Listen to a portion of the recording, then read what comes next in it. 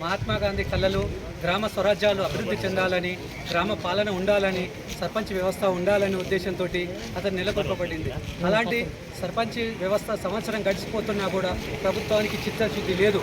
సర్పంచులను ఎన్నుకోవాలి, ఎలక్షన్ పెట్టాలనే నిబద్ధత లేదు ప్రభుత్వానికి. ఎంతసేపు వాళ్ళ కుర్చీని కాపాడుకోవడానికే ప్రభుత్వము ఢిల్లీ పెద్దలను మెప్పు పొందడానికే నడుస్తున్నది ప్రభుత్వం. కానీ 420 రోజులలో 4 హామీలను కూడా నెరవేర్చలేకపోయింది. ఏ ఒక్క హామీ కూడా 1% కూడా అమలు పరచలేకపోయింది. ప్రభుత్వం ఫెయిల్ అయిపోయింది. సంవత్సరం నుంచి ప్రజలు ఎంతో నిరుత్సాహంగా ఉన్నారు.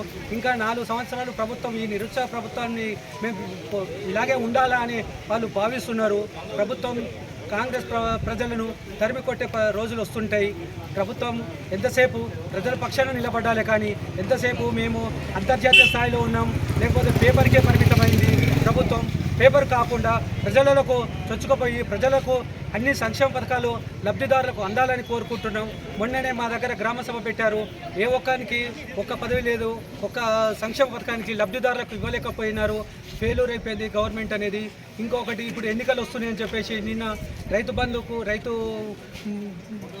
బీమా రైతు బంధు ఇస్తున్నామని చెప్పేసి మండలానికి ఒకటే విలేజ్ని ఎన్నుకోవడం జరిగింది. ఒకటే విలేజ్ కాదు, ప్రజలందరూ వేసిండు, ప్రతి గ్రామం వేసింది కాంగ్రెస్ ప్రభుత్వానికి. కానీ ఒకటే విలేజ్ని ఏర్కోవడం అనేది అది చాలా తప్పు, శోచనీయం. ప్రజలు గమనించాలి. రాబో కాలంలో ఒకటే విలేజ్ కాదు, అన్ని గ్రామాలకు ఇవ్వాలి. ఇప్పుడు ఎలక్షన్స్ కోడ్ అని తప్పించుకుంటారు, కాలయాపన చేసుకుంటుంది ప్రభుత్వం ఎంతసేపు. ఇప్పటికీ అలా కాలయాపనలో 1 సంవత్సరం గడిచిపోయింది. ఇంకా 4 సంవత్సరాలు కాలయాపన చేయకుండా ఫస్ట్ ప్రజలకు సంక్షేమ పథకాల మీద దృష్టి పెట్టి పథకాలన్నీ ఇవ్వాలని కోరుకుంటూ సెలవు తీసుకుంటున్నారు. ధన్యవాదాలు.